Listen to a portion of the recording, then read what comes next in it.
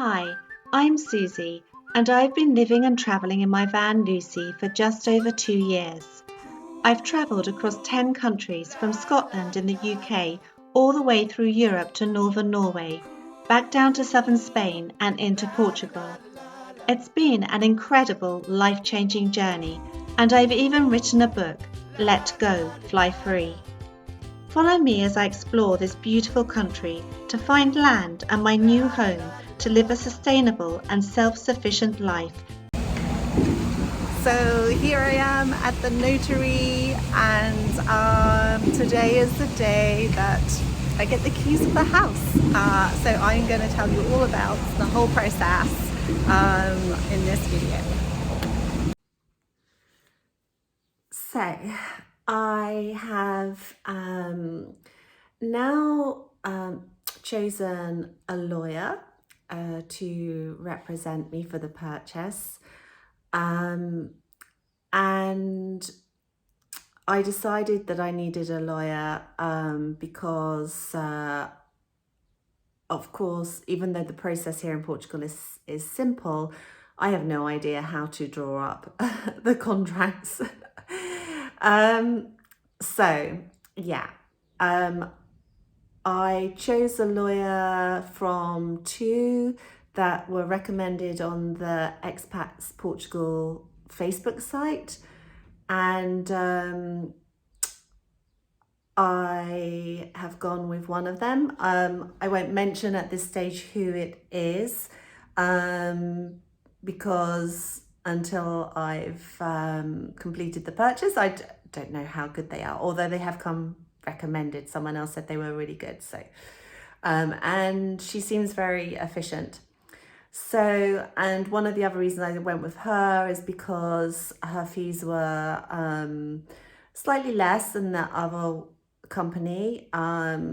She's charging 2,250 euros, and that is for the whole process, from the due diligence that is required on the house to check that all is in order with all the documents and that they're registered how they should be, and to draw up a promissory contract, which is where you then pay your deposit, and it basically is a contract of sale. So from this point, it's then not difficult to leave, but if you decide that you don't want to buy the property, then you lose your deposit. And I believe that it's 20%. I'm not sure yet because I've not been asked to pay it, but I think it's what I've read is 20%. And then, yeah, so I pay her initially 1,250 euros. And then after the deed has been signed and everything and the property's been registered in my name, I pay her the remaining 1,000 euros. The other company I was looking at were asking for 2,500 euros plus VAT at 23%. So it's quite a big difference. It's almost like 1,000 euros difference. Yeah, so now what's happened so far is that because I am effectively a cash buyer, I have the money sitting in a Portuguese bank account. And obviously the sellers are keen to have the money. I was asked if I would just want to skip the promissory contract and just go straight to signing the deeds. And I didn't like this idea at all. I mean, I have read that that the promissory contract is the binding document if you're paying a deposit. So they were asking that I didn't even pay a deposit, that we just go straight to signing the deeds and me paying the full amount of money. But for me, this is a red flag because I understand that they just want the sale. But for me, I want to have a survey done on the house and just to ensure that there's going to be no big nasty surprises, like it's falling down. I mean, that would be the only thing that would stop me from buying it, if that there was maybe subsidence, or there was something like that. But this house is 87 years old, which structurally is a good thing. It looks pretty sound. Oh, not pretty sound. It looks sound. I mean, I could see no cracks, obvious cracks in the walls or anything like that. But until you actually have a full survey and they do measurements and things like that the eye can't see, then I'm not really going to know. And I really don't want to be handing over my money until I know what I'm actually taking on. So so that's the first thing that I would say is probably like, yeah, that's a bit of a red flag if somebody wants to hurry you along. And I'm actually in no hurry. And it did concern me a little bit that my lawyer did even suggest that I would go, that this is a route I could go, although she did say that there was risk. She said that there was risk because then there's no binding contract, and actually it wouldn't stand up in a court of law at the end of the day if anything went wrong, because I didn't have the promissory contract. So yeah, it's like a no-brainer to me. Let's do the process. It's simple enough. And maybe she just wanted to not do quite so much work. I don't know. Or she just wants the money too. Oh gosh. Or maybe it's just me being skeptical. I don't know. I'm not normally like that, but when it comes to like, handing over a large sum of money, then yeah, I'm more cautious. So that's where I am at now, and I've been told that this whole process can actually happen really quickly, within 30 days, because I'm not getting a mortgage. I've already got a NIF number here and a Portuguese bank account. So those the NIF number is something you must have to buy a property. And you can do that quite easily yourself. And the bank account I set up myself. My bank account is with Millennium, and I was able to set that up previously while I was here, and I had a rental contract for 6 months, and at that time I was able then to use that address and set up my bank account here in Portugal. So those two things make it a lot quicker. They don't have to do any of that. And so yes, within like a month, this property could be mine. Which is a little scary and exciting. So let's see what happens next. So I thought I would give you a video update today from the beach because you can buy a house from the beach too, or you can still get things done from the beach. So the update, it's now 10 days since I made an offer on the house, and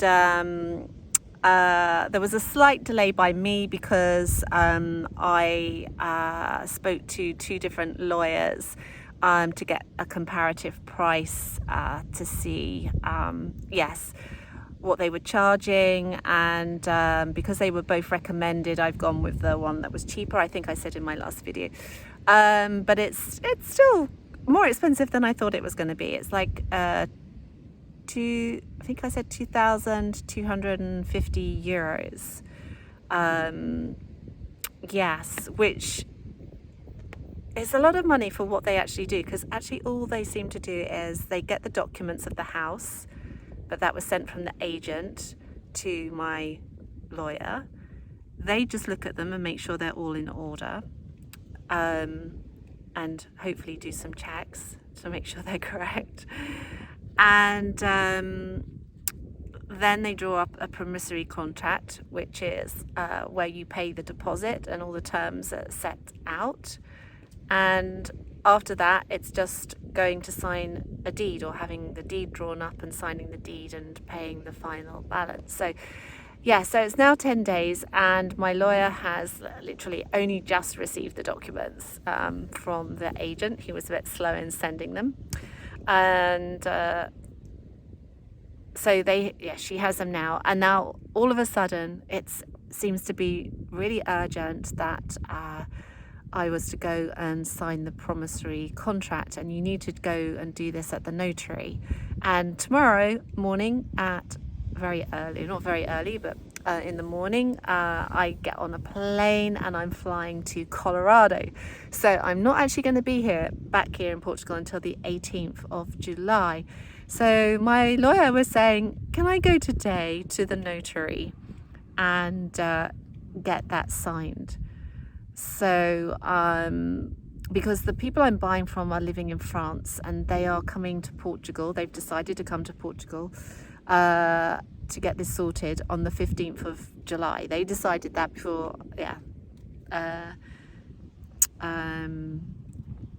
they knew, I think, I was actually going away. But I always said, I'm not in a big hurry, I want to just do this properly, and I'm happy to by the end of the month, because my God, if that's 30 days from when I made the offer, that's so quick. But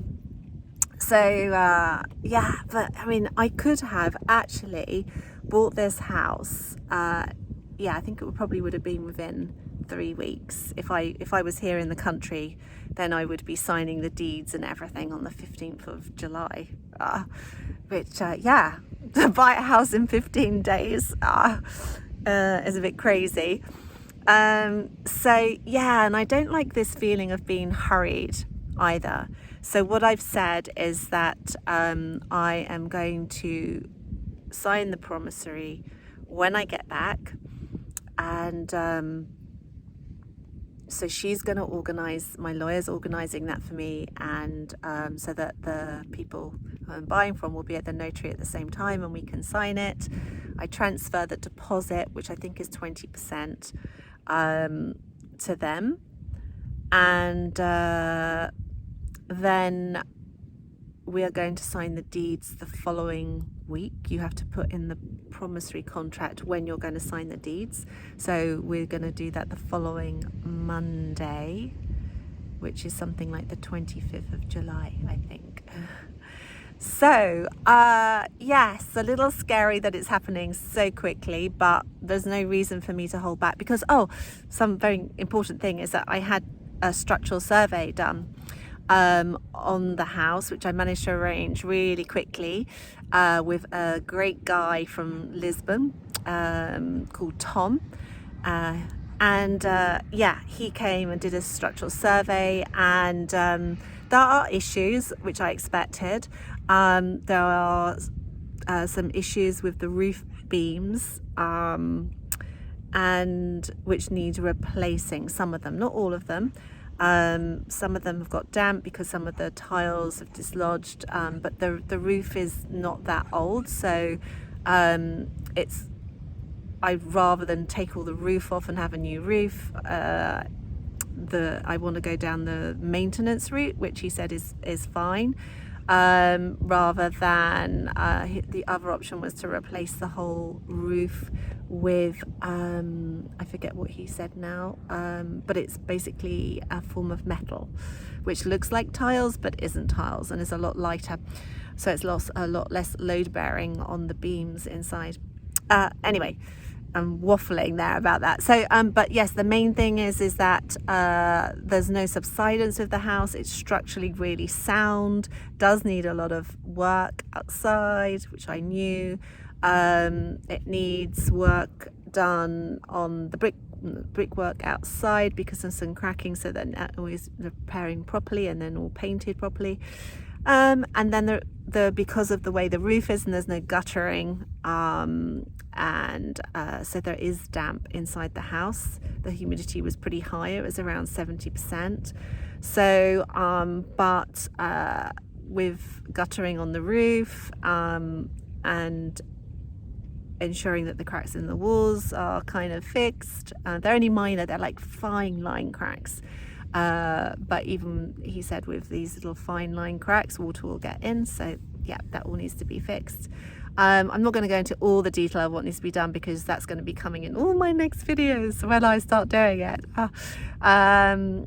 Yes, so, and it needs a new kitchen. And at the moment I probably won't put a new bathroom in, because it looks pretty serviceable to me, but I won't know until I'm in the house. Yeah, so that's really the update for now. So my next update will probably be once I've signed the promissory contract and paid the deposit. Yay. Okay, talk to you soon. So I did it. I bought a house in Portugal in 30 days. I actually can't believe it. And when I say 30 days, from the day that I made the offer on the house, which was the 26th of June, to the point where I signed the deeds, which was the 26th of July. Yeah, that was basically 1 month, 30 days. Yes. So yeah, let me update you as to what happened after the last video. So I signed the promissory contract at the notary ended up being on the 22nd of July. And that just had a cost of 36 euros to pay the notary.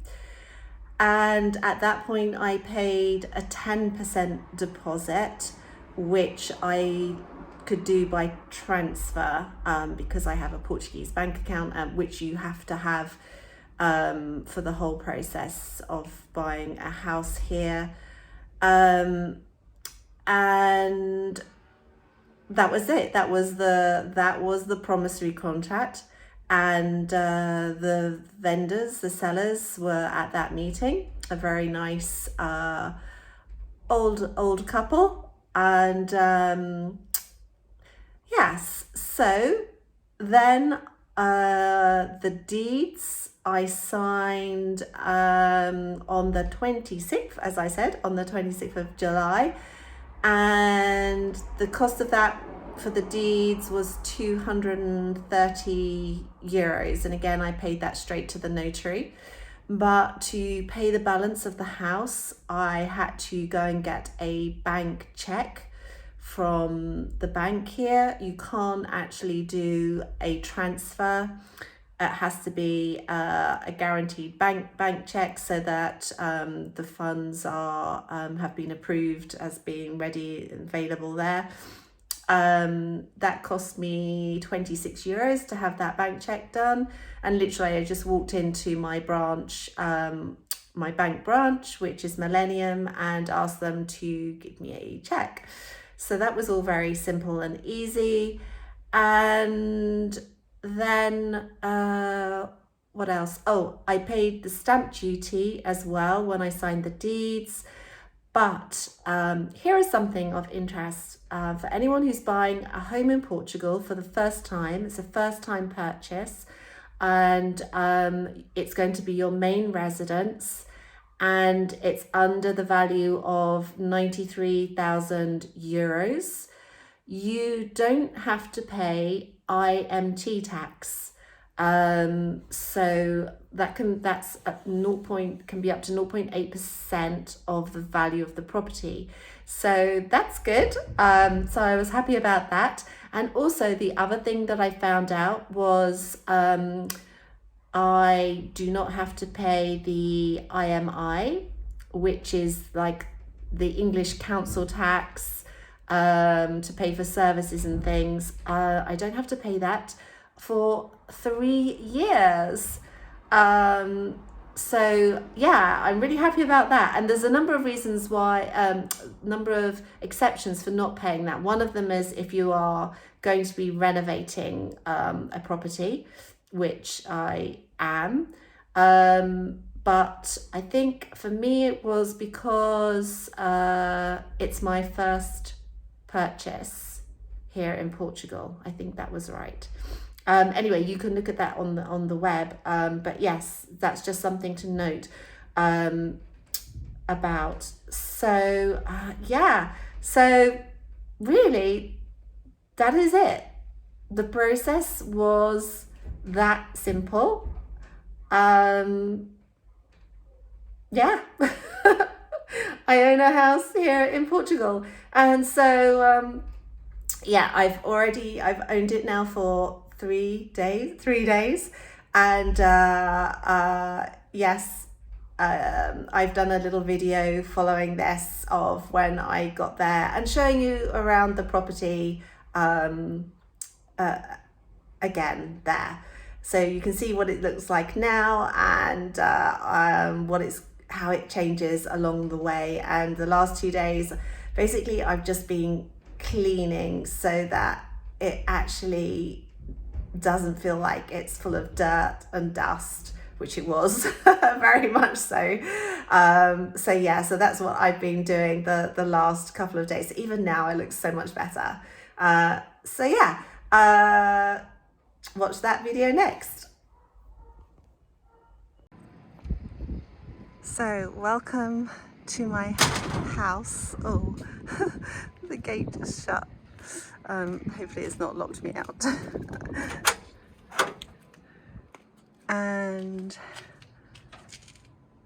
this will be the drive where Lucy gets parked. And yes, so I'm going to show you around properly. Now it belongs to me. And in the cold light of day, I am wondering what I have taken on. So this is an outside area, as you can see, but it's a lot of it needs to be pulled down. Like all this roof here is going to have to be pulled down because it just isn't safe and it's not necessary. And I'd like to open this area up to the daylight. Yeah, so this is the first part of the outdoor area, and we have all sorts of great stuff that we can upcycle, like this water trough. And in here is the well, and as you can see, as I was saying, this all needs to be pulled down, but we have a beautiful bread oven right here, so this I will make as an outdoor feature. So this will all be open, this won't be a room at all. And lots of clearance work to be done. Yes, so let's go inside the house. So this is the back door and you come into the kitchen area.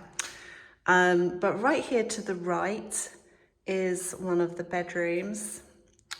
And yes, my idea is to open this all up here so that this is in a living room kitchen area, and we have a nice fireplace here. The kitchen is all going to be redone, and this is the corridor through the rest of the house. And I quite like these tiles on the floor. Once they're like cleaned and polished up, they probably look quite nice. So this is another bedroom, and this is the bathroom, which is pretty serviceable as it is. So this will probably be one of the last things I actually do. And then we have the front door. I think I'm going to obviously change that for a nice front door. And then this is another bedroom. I'm not sure if the light works. Oh, the light does actually work. I can't actually open the shutters at the moment. I wanted to open the shutters to get some air in, so I've just opened the window for a moment until I can get the shutters fixed. And this is what was the living room, but is going to be like another bedroom. And yes, look, we got lovely cobwebs. I don't know if you can see that. Oh yeah, on the windows. So my job today is to just do, not like a heavy clean, just to sweep at least and get rid of the cobwebs so it doesn't have that ooh feeling about it. So that's like the downstairs area of the house, and that is the house. But up these stairs here,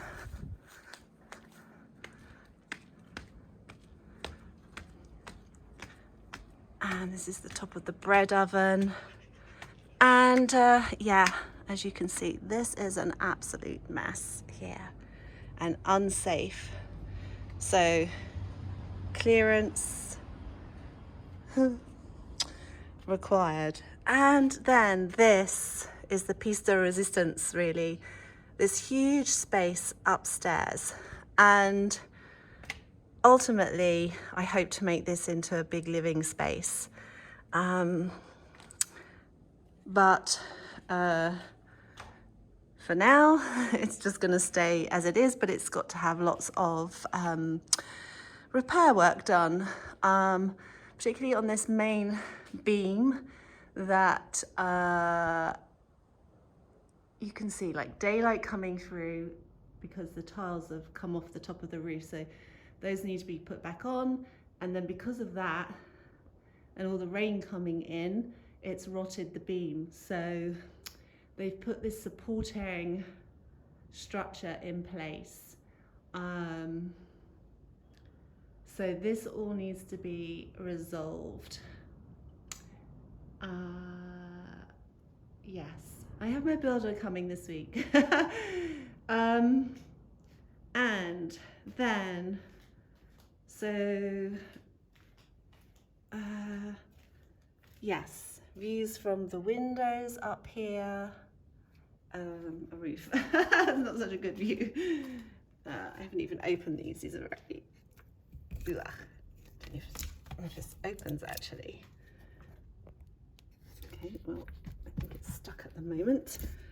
So all these windows will get replaced at some point. I was trying to show you the views out there, but it's a bit difficult. But just there, which you can't see because it's a bit of a cloudy day, is all the beautiful sand dunes in this area. Stuff everywhere. This needs to be swept. What is it? Ay, ay, ay. And so, let's come downstairs. This is actually, I can do a view from the top here. Whoa. So, it's a very quiet village. You can see there's people have areas of land, and okay, so this area here was for birds of some sort, and yes, I will probably utilize this area here for like a chicken coop or something like that. And then here we have this beautiful wine, what do you call it, vat, that the wine was pressed in. So once all this roof is gone from here, then this area here I would like to make into like a dipping pool. And we have another area here. Oh, it's just the back of the bread oven actually. And lots of wood that all needs to be cut up. I'm not sure that it can be utilized for anything much. There is Death Watch beetle in this property, so I need to any wood like here, for example, you can see it where all the sawdust is. I need to basically get rid of all that wood. Can't keep it here because unless I spray it, and then I can't really use it for anything much else. Well, I can't burn it really. And so another little area here. I really like these doors actually. Very rustic. But here the roof, this is where the roof is dodgy as well, so not sure what's going to happen to this area here. And then, so all that I hope to open out into this garden area. Oh, there's some more stalls here, I guess, for cattle. There's a lemon tree there, and oh, okay, that's been opened. So yeah, this is the garden area, and oh, I'm just looking here because this area before here was not open. The grass obviously needs cutting. That's one of my first jobs, to get a grass cutter. This area here, not sure, that will all need to be dug out. Yes, lots of work. And this is a fig tree, so the figs are growing nicely on this tree, so I'm going to have abundance of figs. That will be nice. You can share them with the neighbours. And yeah, as you can see, there's a lot of clearance work. All these old tiles, all this old stuff I need to put in bags, rubble bags, and take to the dump. A little bit at a time. All of this stuff here can be made into compost. So yes, so today I'm just really assessing what equipment I need. So definitely the grass cutter, and then this area here, I think I'm just going to use this for, oh look, there's a, come in handy, a broom thing, brush. And yes, I think this area here, the roof is collapsed, but maybe we can put a new roof on, and with some of the tiles that we'll be taking off all the other stuff, then this can be the storage area. But before it's the storage area, oh god, it all needs to be cleared out.